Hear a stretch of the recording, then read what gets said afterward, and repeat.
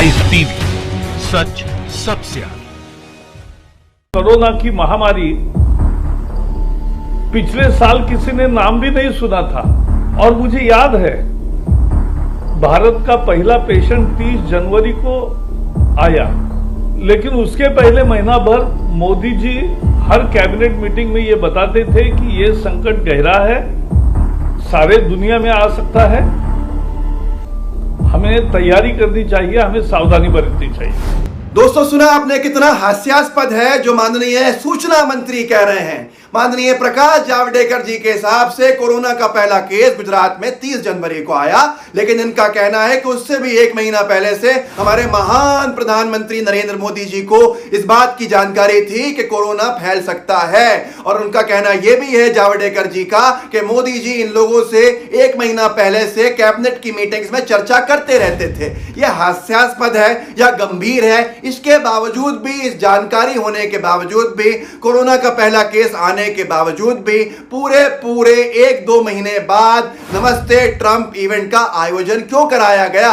आखिर कौन जिम्मेदार है जो हालात गुजरात में हो रहे हैं, जिस तेजी से अहमदाबाद में केसेस बढ़ रहे हैं? नमस्ते ट्रंप इवेंट पे कई सवाल उठ रहे हैं, लेकिन प्रकाश जी के हिसाब से उनकी सरकार को, प्रधानमंत्री महोदय को पहले से जानकारी थी इस बात की। उसके बावजूद भी गुजरात के अहमदाबाद में नमस्ते ट्रंप इवेंट में 1.25 लाख लोगों को क्यों बिठाया गया? ये सवाल कौन पूछेगा, कब पूछेगा? आज गुजरात की जो खबर आई है वो चौंका देने वाली है। दोस्तों, क्या आप सोच सकते हैं कि गुजरात के शमशान घाट में क्षमता से दुगनी लाशें आ रही हैं अंतिम संस्कार के लिए? अगर यह आंकड़ा ऐसे ही चलता रहा तो जगह मिलना भी मुश्किल हो जाएगी। आप सोचिए कितनी भयानक स्थिति हो गई है। अस्पताल से शमशान घाट जो लाशें पहुंच रही हैं वो दुगनी हैं, और हम कहीं और से नहीं बता रहा है, बल्कि इंडिया टुडे की एक खबर है जो आज तक इंडिया टुडे ग्रुप ने छापी है। आप खुद पढ़ सकते हैं अपने स्क्रीन पे, जिसकी हेडलाइन है गुजरात में कोरोना का कहर, शमशान में पहुंच रहे क्षमता से दुगने शव। और इंडियन एक्सप्रेस ने कल एक खबर छापी है, उसमें यह कहा है कि गुजरात में 12 हफ्तों के अंदर 1400 कोरोना से मौतें हुई हैं। यह हाईएस्ट है मौत का आंकड़ा पूरे देश भर में।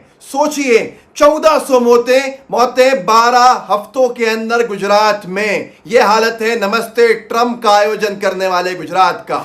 क्या आप अंदाजा लगा सकते हैं कि स्थिति कितनी भयावह हो चुकी है गुजरात में? लेकिन गोदी मीडिया से चर्चा पूरी तरह गायब है।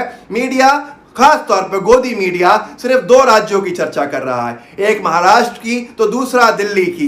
दोस्तों, स्थिति भयावह गुजरात में इन सबसे ज्यादा है, पर चर्चा कहीं पर भी गुजरात की नहीं हो रही। गुजरात में इतनी स्थिति भयावह हो रही है कि लोग वहां पे अपील करने लगे हैं कि यहां तो इमरजेंसी जैसी हालत बन गई है। लोगों का तो यहां तक कहना है कि गुजरात, जो महाराष्ट्र में भारतीय जनता पार्टी राष्ट्रपति शासन की अपील कर रही थी, अब वो गुजरात में क्या राष्ट्रपति शासन लगाएगी? इन हालात के बाद जब गुजरात की सरकार पूरी तरह से नाकाम हो रही है कोरोना को रोकने में। मैं आपको गुजरात से जुड़ी हुई कुछ गंभीर जानकारियां दूंगा जो पूरी तरह से मीडिया से गायब हैं। दोस्तों, महाराष्ट्र में भी आपने कुछ दिन पहले खबर सुनी थी जो बहुत जम के, जिस पर चर्चा भी हुई थी और चर्चा मीडिया में हुई थी, एक वृद्ध महिला की कि वो किन हालात के अंदर मृत पाई गई एक शौचालय के अंदर अस्पताल के।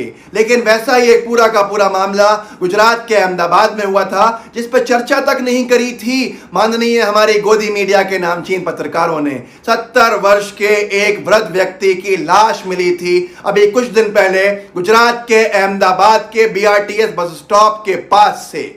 और ऐसे हालात ने सवाल खड़े कर दिए थे गुजरात के अहमदाबाद के प्रशासन के ऊपर, पर खबर पूरी तरह से दब गई। दोस्तों, आप जानकारी ले सकते हैं, गुणवन मकवाना नाम के वृद्ध व्यक्ति थे जिनके घर वालों का आरोप यह भी था कि उनको बहुत देर में जानकारी दी जब लाश थोड़ी सड़ने लगी थी। उनका कहना यह भी था कि 1500 रुपया हमसे लिया गया। अस्पताल के प्रबंधन ने पन्नी डालने का, प्लास्टिक डालने का लाश के ऊपर, और 200 रुपया वार्ड बॉय ने स्प्रे का लिया। यह गंभीर बातें बताता है कि कैसे गुजरात मॉडल एक्सपोज होता है रात दिन, लेकिन हम उसको देख नहीं पाते। दोस्तों, कुछ दिन पहले लगभग 1 महीना पहले एक खबर और आप तक नहीं पहुंची थी, जिसको कहीं कहीं दबे शब्दों में छापा जरूर गया था, पर इलेक्ट्रॉनिक मीडिया पे इसकी चर्चा नहीं हुई थी। सिविल अस्पताल अहमदाबाद 25 मरीज कोरोना पॉजिटिव तड़प रहे थे अस्पताल के बाहर। उनका वीडियो वायरल हुआ। 6 घंटे तक उनको अस्पताल ने अंदर नहीं लिया था।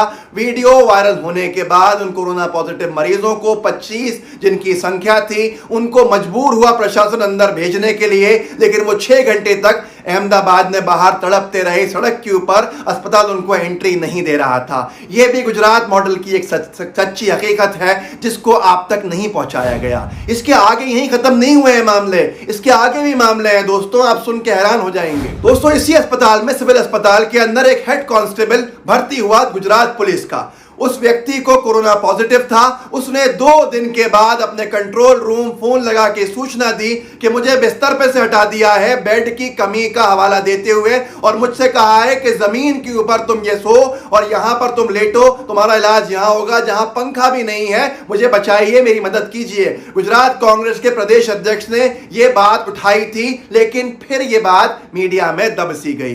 दोस्तों, मामला यहीं पर नहीं है। आपने कुछ दिन पहले यह भी सुना था, जिस पे कोई चर्चा नहीं हुई, कि गुजरात में कोरोना संकट काल में वेंटिलेटर घोटाला सामने आया था। नकली वेंटिलेटर लगा दिए गए थे, कई लोगों की जान चले गई थी। यह भी गुजरात की स्थिति थी, पर गुजरात पे चर्चा नहीं हो रही। चर्चा हो रही है महाराष्ट्र पे, चर्चा हो रही है दिल्ली पे, जो दोनों गैर भाजपाई प्रदेश है। और यहां जो भाजपाई प्रदेश है, उसकी संख्या मृतकों की कहां पहुंच गई है, क्या आप सोच सकते हैं? सबसे ज्यादा डेथ रेट अगर कहीं है तो वह आज गुजरात के अंदर है।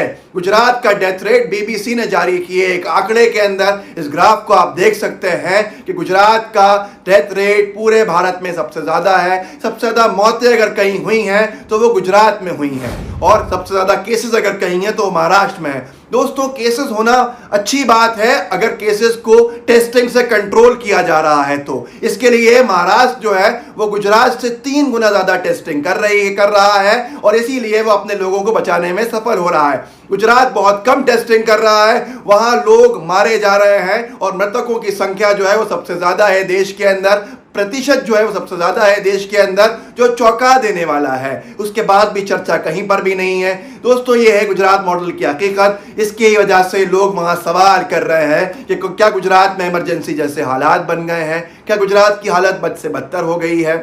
ये आज सवाल हर किसी के दिल में है, और यही सवाल आज गोदी मीडिया के लिए पूछने के होते अगर गुजरात में कांग्रेस की सरकार होती या किसी और दल की सरकार होती। दोस्तों, ये हालात इतने गंभीर हैं जो चौंका देने वाले हैं कि आंकड़ों को छुपाया जा रहा है, गुजरात पे चर्चा नहीं हो रही है। ऐसे ही प्रवासी मजदूर जो दूसरे राज्यों के अंदर पहुंचे गुजरात से, कई उनमें संक्रमित पाए गए, पर चर्चा कहीं नहीं हुई। बांद्रा और सूरत में एक साथ 2 महीने पहले मजदूर बाहर आए थे, पर चर्चा सिर्फ बांद्रा में हुई थी, मुंबई के। सूरत की चर्चा किसी ने नहीं की थी। आप सोच सकते हैं कि गोदी मीडिया में चर्चा कहां होती है, कहां नहीं होती।